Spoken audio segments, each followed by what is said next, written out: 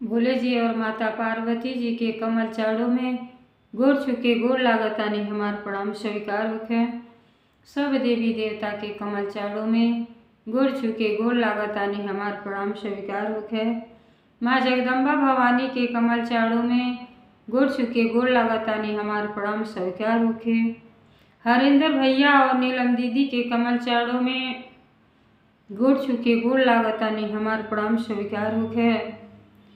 सब गुरु भाई बहना के कमल चरणों में गोड़ छुके गोड़ लागतानी हमार प्रणाम स्वीकार होखे। तो देखिए गुरु भाई बहना,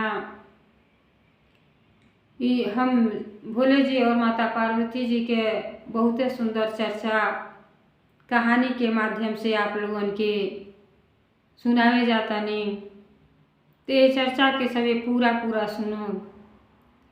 देखिए गुरु भाई बहना,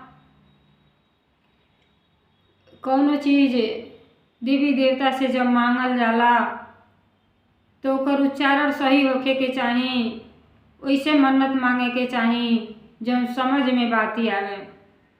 तो देखी लाला और लालाइन के ऐसा मन्नत मांगल लोग, जब ये कहानी पूरा सुनो सबे तो आप लोगन के रहस्य के बारे में पता चली कि कहानी में का छिपल बा। बहुत सुंदर चर्चा बा। चर्चा के कबो आधा अधूरा ना सुने के चाही। चर्चा सबे पूरा सुनब कहानी, तब आप लोगन के समझ में आई कथा के बारे में। और ये कथा हमारा आप लोगन के अच्छा लगी तो कमेंट में हर हर महादेव और भोले जी माता पार्वती जी के नाम लिखल ना भूलब। बेल के पतैया पर लिखलिया रजिया शिव जी पढ़ब की ना। बेल के पतैया पर लिखलिया रजिया शिव जी पढ़ब की ना। बेल के पतैया पर लिखलिया रजिया शिव जी पढ़ब की ना। रौरे सरनिया में अइले महादेव दया करब की ना।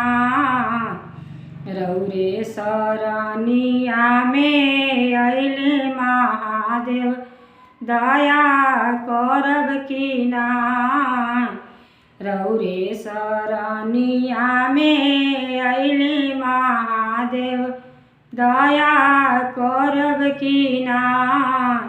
बेल के पतैया पे लिखलिया रजिया शिव जी पढ़ब की ना। बेल के पतैया पर लिखलिया रजिया शिव जी पढ़ब की ना। सब ओर से अइली थकल हारल सरनिया दया दिहब की ना। सब ओर से अइली थकल हारल सरनिया दया दिहब की ना। सब ओर से अइली थकल हारल सरनिया दया दिहब की ना। बेल के पतैया पर लिखलिया रजिया शिव जी पढ़ब की ना। बेल के पतैया पर लिखलिया रजिया शिव जी पढ़ब की ना। रोई रोई कर शिव गुरु तुहाँ से रजिया दया देव की ना। रोई रोई कर शिव गुरु आपसे रजिया दया देव की ना। बेल के पतैया पर रजी लगौली शिव जी पढ़ब की ना। बेल के पतैया पर लिखली विपतिया शिव जी पढ़ब की ना।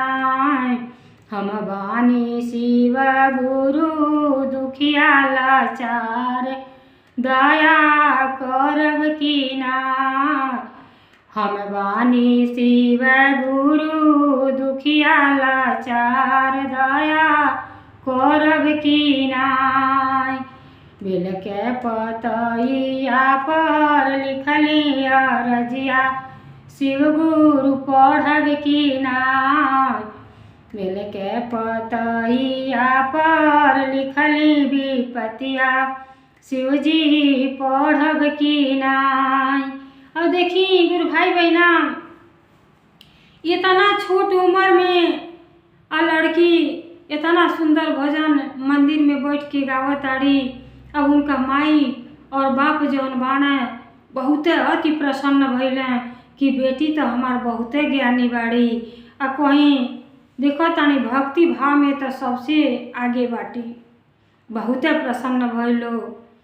अब धीरे धीरे बेचारी के शिक्षा ग्रहण करावलो और रोज प्रतिदिन के काम रहे, नहा धो के मंदिर के सौर सफाई करें, पूजा पाठ विधि विधान से भोले जी के करें। आ कोयले के बाद जौन भी उनके पहले आहार मिले वो भगवान जी के भोग लगा के और करे बाद कुछ खा। जब ये सब माई बाप देखें तो बड़े आश्चर्य में पड़े कि इतनी चुकी लड़की न कहीं सत्संग में गईली न कहीं गईली आ इतना ज्ञान। तो केहू कहे कि देखी उनका माई जौन हई बहुते शिव चर्चा में जाली आ बहुते अच्छा चर्चा सुनेली, बड़ा मन से सुन के आवेली, तो वही के प्रभाव है। अब केहू न केहू कुछ न कुछ कहल करे, माई बहुते खुश भइली और बाप बहुते खुश रहे, बेटी से बहुते प्यार करे। अब जनता बाणी लड़की बहुते जल्दी से आन होली। धीरे धीरे जब 15-16 साल का हो गईली तब माई कहताड़ी कि ए बेटी पूजा पाठ तो करेलू, यहाँ तो कोनो दिक्कत नहीं है, लेकिन जब अपने घरे जाबू तो सब कामो धाम तो सीख ल, घर गृहस्थी सीख ल कि जैबू तो का करबू। सब केहू पूजा पाठ नहीं पसंद करेला, तो ऐसे घर गृहस्थी के काम भी कुछ जाने ला। कहली माई हमके कुछ ना सूझेला, हमके तो खाली भक्ति सूझेला। आ कहीं हमार बियाह शादी करियो लोगन तो पहले बता दियो कि हम पूजा पाठ कइले के बाद भगवान जी के भोग लगौले के बाद हम घर के सारा काम करब, सब काम हम जानतानी कोले। माई संतुष्ट हो गईली कि बेटी के जब इतना ज्ञान बा तो काम सिखौले के जरूरते नहीं है। अब बेटी के बाप चारों दिशा में बेटी के बियाह खोजे निकल गई न। अब मन पसंद लड़का कौनो और ना पौना, जहाँ जहाँ सोचे कि शिव भक्त परिवार के लोग मिल जा, जहाँ भक्ति भाव होते रहे वही बेटी के शादी करो। लेकिन चलत चलत चलत बाप के जूता चप्पल खिया गई, लेकिन बेटी जोगे बर ना मिलल। अब बाप जब एकदम परेशान हो गई ना तब का करें बेचारा, एक दिशा में गई ना तो वो छोटा परिवार रहल, माइया पुता रहत रहल लोग गई ना तो वो बियाह करते राजी हो गईली। जब राजी हो गईली तो कहल कि सियान लड़की घर में रखल ना ठीक है, अब इनका विवाह हम कर दी, अपने घरे जाई हैं तो भक्ति भाव करी। अब बाप के तो पता ना रहल कि वो घर में पूजा पाठ के कोनो मान्यता नहीं रखेला, केहू कुछ जानबे ना करेला। अपने बेटी के बियाह कह दी है ना। आ जब बेटी विदा होके वहाँ गईली, जब वहाँ गईली तो जब लड़का रहना तो बहुते लफंगा रहना, उनका हित दोस्त रहना, चल गए ना अपने शादी के पार्टी देवी। और जब बाहर पार्टी मनावे चल गई ना तो गुरु बहिना शिव जी के भक्त रहली। अब वचन दिहले रहली कि हम धरती पर तो जाता नहीं, लेकिन लाख संकट आई आपके कबो ना छोड़ब। तो देखी गुरु भाई बहना, भक्त लोगन के बहुते परीक्षा होला। जे पूजा पाठ करेला ऊ के कहतीन बहुते भगवान जी परीक्षा लेनी, आ जे परीक्षा में पास हो जाला ऊ शिव धाम में जाला, आ जे अधूरा में छोड़ देला तो नर्क के दरवाजा है खुलेला रहेला, नर्क में जाला। तो यही से कथा के माध्यम से, चर्चा के माध्यम से सब गुरु बहना भोले जी के गुणगान सुना रहल बाड़ी कि सब केहू अपन अपने खातिर कुछ न कुछ जरूर कोले। ई मोह माया जीते जी केहू के ना छोड़ी, आ मोह माया त्याग के जे अपने खातिर कुछ करी ओकर शिवधाम हो जाई।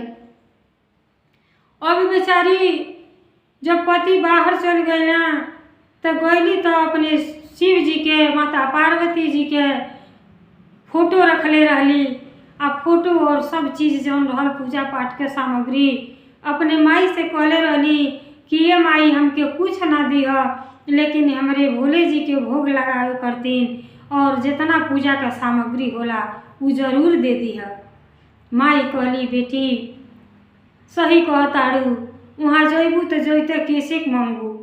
और सब सामान लेके बेटी गई रहली, आ एगो रूम के एकदम इतना बढ़िया सजा देली जैसे मंडप सजावल जा। अब उनके तो अपने शादी के खुशी जितना नहीं रहल उतना अपने परम पिता परमेश्वर और माता पार्वती जी के चिंता रहल कि हम वचन दे के आयल हई। माई के गर्भ में जब गईनी तब वचन देनी कि लाख संकट आई लेकिन हम अपने माँ बाप के कबू ना छोड़ब। अब बेचारी उठली तो बड़े सवेरे उठ के अपन नहैली धोली लगली पूजा पाठ करे, माला के जाप उप कैली, भजन कीर्तन कैली। अब जब सास रहली सास के ही अच्छा ना लगे। देखी गुरु भाई बहना, जे पूजा पाठ ना करेला ओकर केहू के अच्छाई भी अच्छा ना लगेला। अरे ना ठीक लगता तो सुनलहू से कुछ असर पड़ेला, जरूर सुने के चाहिए, सुनलहू से ज्ञान होला। लेकिन वो जो सास अज्ञानी रहली कु लगली चिढ़े, कहतड़ी कि ई त ना जानी ऐसा बहू आ गल घर में कि देखो तानी कि अगरबत्ती कपूर में माचिस में ई सारा पैसा बर्बाद कर दे। के रोज रोज कपूर अगरबत्ती दे, ई झूठे ई सोखवन खान का जानी कौन तमाशा कर रहल बा। अब सास लगली ताड़े आ कहतड़ी पूजा पाठ करबू होत भी नहीं है तो हमन के नाश्ता पानी के दे। अपने सास के चरण में बेचारी गिर गईली, कहली माई हमके थोड़ा सा समय दे दी, हम क्षण भर में सारा काम को के निपटा दे। सेवा भाव जौन भी कहब तो सब कुछ हम करब, लेकिन हम पहला हमारा लक्ष्य है ये में रुकावट न दी माई। अगर हो सके तो आप भी भजन भाव कर ली।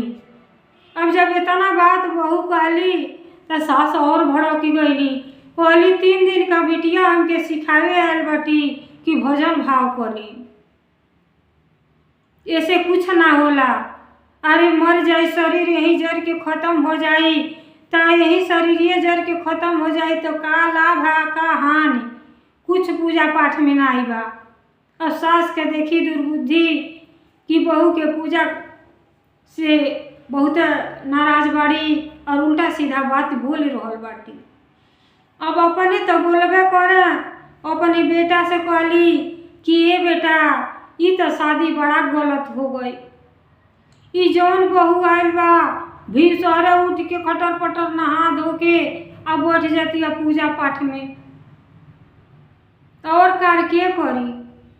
जौन की बहू खुद इतना होशियार रहली, इतना ज्ञानी रहली कि सारा काम क्षण भर में कर ले, लेकिन पूजा से उनके सख्त नफरत उनके सास के हो गई रहल। अब अपने बेटा के इतना भड़का देली कि बेटा भड़क गए ना। अब बेटा आई ना कहना कि देखो अगर ये घर में रहल चाहताड़ू तो हम जैसे कहब वैसे होई। ई पूजा पाठ सब ढोंग कल छोड़ दो और आनंद पूर्वक से घर में रहो। आ नहीं छोड़बू तो तू अपने नैहरे अपन डेरा डमर उठाव और अपने मायके चल जा, यहाँ तुहार जरूरत नहीं बा। बेचारी बहुत गिड़गिड़ैली, कहली हे स्वामी ऐसन काहे करतानी, हमरा और सारा काम काज करब आ नैहर जाए के तो कबो ना कहीं। अरे नैहरे से तो डोली आवेला आ ससुरा से अर्थी जाला, आ ऐसन है जुलूम ना करी, हमके घर में से न निकाली। अब सोच कहना कि अब ये तरी नहीं मानी, ई पूजा पाठ लगता ना छोड़ी। कहला कि अगर पूजा पाठ ना छोड़बू तो 2 में 1 क्या होई, या तो पूजा पाठ कर आया तो हमार साथ छोड़ दो। अब बेचारी मन में विचार करे लगली कि जवन हम वचन दे के आयल बानी कि कितनाहू धर्म संकट में रहब, अपने पिता के माता जी के पूजा पाठ कबो ना छोड़ब। ई पति हमके कैसन ही बात बोल देहली, हमें कुछ समझे में ना आवता। तो बेचारी इतना ज्ञानी रहली कि दिमाग में भोले जी के स्मरण कैली और कहताड़ी कि हे पिताजी, पति तो नाराज हो जाइए तो बिहान कबो न कबो वापस घरे घूम के अइहें, लेकिन हम अपने अगर माता पिता के साथ छोड़ दे तो ये सब जीवन बेकार हो जाई और हमार वचन झूठा चल जाई। तो वो अपने पति से कहली कि देखी हम आपके चरण पकड़ लेली और लगली वंदना करे कि देखी हमके ऐसा शब्द ना कही, काहे ऐसा बोलता नहीं, हमके पूजा पाठ ना मना करी। कहला अब तू ना मनबू, अब एक क्या बात बा, अब तू घर में पूजा पाठ कर आ हम जात हैं अपन जान दे दे। अब देखी गुरु भाई बहना इतना मजबूर पति कर दिया ना, लेकिन फिर भी सत्य के परीक्षा भोले जी उनको लेता है। कहली कि हम माता और पिता के साथ तो कबो ना छोड़ब आ पूजा पाठ तो जीते जी कबो ना छूटी। अब बेचारी पूजा पाठ करे लगली और उनका पति ना मानले। कहली कि हे गुरुजी, हम आपके शिष्या हैं, आप हमारे गुरु हैं, हम पर दया करबे, हमरे सुहाग के रक्षा करबे, हम बड़ा धर्म संकट में बानी, हे पिताजी हमार रक्षा करबे। आ कोई के पूजा पर बैठ गईली। आ जैसे इनकर स्वामी इतना नाराज हो गई ना, पति जाके गंगा जी में कूद गई ना। गंगा जी में आत्महत्या करे करती जैसे कूदल, भोले जी जाके उनके बचा लेहली और अपने जटा में उनके रख लेहली, उनकी जटा में रख लेनी, बहे ना देनी, न उनका आत्महत्या भई, अपने जटा में छिपा लेनी भोले जी। अपने देखी भोले जी माता पार्वती जी अपने शिष्या के अपने भक्तन के कितना ख्याल रखेनी। अब बेचारी का करें, अहर गोली पहर गोली, कोई दिन बीत गए जब पति नहीं अइले, जब सास रहली उहो बड़ा जुर्म करे, कहे अरे यही तो हमारे के गो बेटा रहल आ एकरे कारण हमार बेटा ना जानी कहाँ निकल गई। लेकिन बेचारी काने में रुई डाल लेली, केहू के बात के ध्यान ना दें और भोले जी के भक्ति भाव में लीन हो गईली। तो देखी गुरु भाई बहना, धरती पर जगह तो सब कलयुग आ गइल बा, एक से एक भक्त बन पड़ल बा ना। उ बेचारी नया उम्र में 12 साल बेचारी भगवान के पूजा पाठ कैली। 12 साल जब बीत गई और रोवत आड़ी, रोवत पागल हो गए। सब कहे कि इनका पति मर गए ना, वो कहे नहीं हमार स्वामी कबो ऐसा ना होई, कहीं गइल हो जरूर अबे। 12 साल इंतजार कैली आ पागलों के तरह हो गई रहल शरीर, लेकिन भक्ति भाव ना छोड़ली।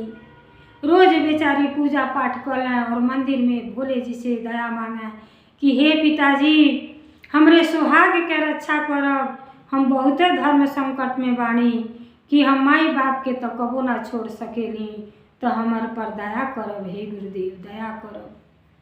जब इतना बात भोले जी सुनली और माता पार्वती जी जब देखे लानी तो कहतानी कि हे स्वामी, वो लड़की के कितना परीक्षा ली कि अभी नया नया शादी भइल रहल है और उनके पति खुद घर छोड़ के चल गई है और 12 साल से वो लड़की इंतजार करत है, तो उनके पति के वापस लौटा दी, अब विलम्ब ना करी। तब भोले जी कहतनी कि इनका परीक्षा के दिन समाप्त हो चुकल बा, एक परीक्षा और बाकी बा, अगर वो परीक्षा में सफल हो जाई हैं तो उनका पति उनके वापस मिल जाई है। अब बेचारी नहा धो लेली। अब भांग धतूरा फूले के तलाश में आ जंगल की ओर जैसे निकलली। अब भोले जी उनके पति के जैसे शरीर बना के नौजवान बन के रास्ता में ठाड़ हो गई। अब रास्ता में ठाड़ हो गई, कहतानी कि तू काहे ये तरे घूमत यारू? अरे तुहार पति अब कबो आए वाला नाई बाणे, अब घूम के तुहार पति नाई आई है। अरे तू हमके चुन ल, चलो हम तो के स्वर्ग ये में ले चलब। हम राजा के लइका हई, हमरे सब धन दौलत बा, तो के हम पत्नी बना के बढ़िया से रखब। लेकिन देखी गुरु भाई बहना, जकरे मन में विश्वास बा तो कितना सुंदर सामान आगे आई तू फीके पड़ जाए, ना अच्छा लगे। वो कहताड़ी कि नाई नाई, अरे हमार स्वामी तो जिंदा बाटे। हाँ, हमार कबो न एक दिन तो जरूर हमरे पास अइबे, जरूर हमरे पास अइबे, आ हमके कुछ ना चाहिए। जब इतना बात कहली, माई माता पार्वती जी कैलाश पर्वत पर लगनी भर भर भर भर हुई। एक मेहरारू के समझ ना पाइए तो दूसर के समझी। बेचारी कहली कि देखो ना कितना कष्ट भोले जी देतानी, ई ना कहता है कि उनके पति के वापस दे दी। जब रोए लगली, कहली कि ना ऐसा गलती ना करी, हमके धन दौलत कुछ ना चाही, हमारा अपन सुहाग चाही। और सुहाग हमके पूरा विश्वास बा कि एक ना एक दिन हमारा सुहाग जरूर मिली, भोले जी के दया जरूर हुई। तब देखी भोले ही जी खुद आगे सामने खड़ा बानी। जब इतना बात सुनली कि ये लड़की के मन में तनिको छल कपट ना बा, सब परीक्षा पास को लेली, तो भोले जी अपने रूप में आ गईली। आया अपन जटा खोल ली, तैसे उनके पति यहाँ सही सलामत आ गई ना। और जब पति आ गई ना तो पति भी इतना ज्ञानी हो गई ना कि जब देखो था ऐसा चमत्कार तो अपने पत्नी पर बहुते खुश भइल और भोले जी के चरण में दोनों जने गिर गई। लोग कहलो कि तू धन्य बाड़ा कि तोहके इतना सुंदर पत्नी मिलल, आ तू त्याग करके अपना आत्महत्या करे जात रहला, तोहके हम इन्हीं के पुण्य से तोहके बचा लेहनी। जब ये बात पति सुनला तो बहुत प्रसन्न भइल कि इतना सुंदर पत्नी, देवी जैसन पत्नी के हम पूजा पाठ कैले से मना करत रहनी। तो कहना कि अब जा, सबसे पहला काम तुम्हार पूजा पाठ रही। जहाँ शिव चर्चा भजन कीर्तन हुई, जहाँ तू जाए चाहू वहाँ स्वयं हम लेके चलब, दोनों प्राणी चलल जाई और भक्ति भाव कल जाई। आ तोहरे वजह से हमें भी भोले जी के दर्शन हो गई। तो देखी गुरु भाई बहना, लड़की बोझ ना होली। लड़की के अगर ज्ञान बा तो सबसे प्रथम सीढ़ी पार कर सकेली। और भोले जी के देखी उनके दर्शन हो गए और पति पत्नी दोनों जने धन्य हो गए।